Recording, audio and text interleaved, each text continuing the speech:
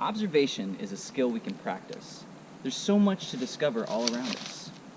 As the great detective Sherlock Holmes once said, "I see no more than you, but I've trained myself to notice what I see." I think that he meant that practice, focus, and taking the time to look closely can help anyone become a great observer. Hi, I'm Redwood. I'm going to share with you some tips for making observations. First, you should find something you can observe. It could be a piece of nature, like a leaf, or it could be anything at all you find interesting, even something made by humans. I'm going to use this feather that I found here on the ground. Step 1 is to make observations. You're going to say, "I notice," and then say something you can observe using your senses. What you can see, or feel, or smell, or hear. Don't taste anything unless you know that it's safe to eat. For example, I notice that it's lighter gray on this part, but then darker on the middle. There's kind of like a color gradient. If I said, I notice it's gross or it's awesome, that'd just be my opinion. That's not actually an observation.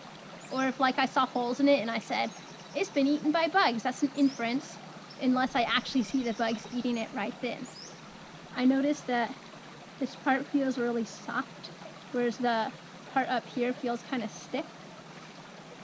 Kind of smells like musty, dusty forest. It makes a louder sound than I would expect to hear from a feather.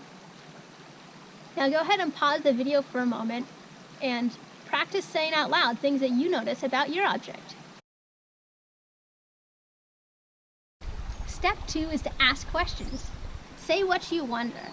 For example, I wonder why this part's more stiff and this part is more fluffy. How does it help the bird survive to have this little part that's fluffier? I wonder why these parts seem to stick together. I wonder why it makes that sound. I wonder if this is from a turkey vulture. We've seen a lot of turkey vultures around the creek because there's some dead, decomposing salmon that scientists have put in the creek. Your questions can be based on your observations, or they can just be anything you wonder at all. Go ahead and pause the video for a moment and ask as many questions as you can about your object. Step 3 is to make connections. Say what your object reminds you of. Maybe it reminds you of something you've seen before, or maybe even part of it reminds you of something you've seen before. Maybe it reminds you of an experience you've had, or something you saw on the internet or in a book.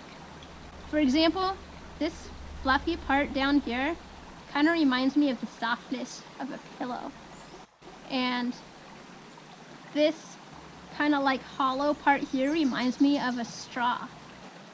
Kind of the shape of the whole thing reminds me of an airplane wing.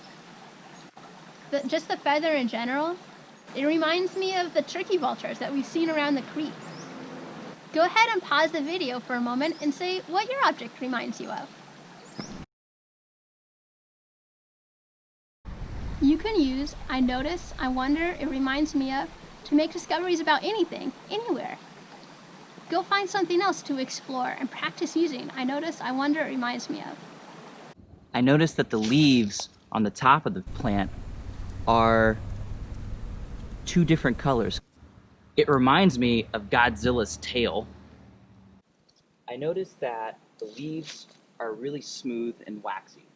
They have a really strong smell.